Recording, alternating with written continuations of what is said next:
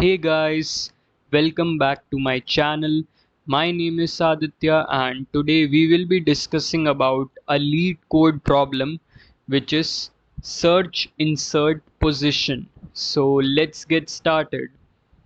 So this is the problem statement.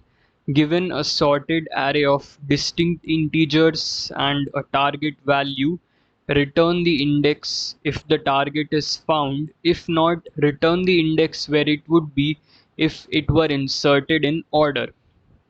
And the examples of test cases are given. You can pause the video and see these examples. So on the right hand side is my code. First is defining the class as solution, then we are defining the function which is search insert. The inputs are nums and target and the output data type is integer. Then if target in nums, we will return nums dot index target. We have to return the position, so we have to return the index. Therefore, we are using nums dot index method.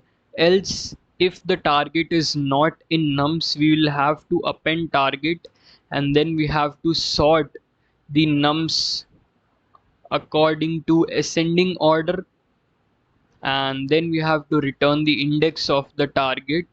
So what we did is, the first case was target is in nums and the second case was the target is not in nums. So if the target is in nums, we'll directly return the index of the target.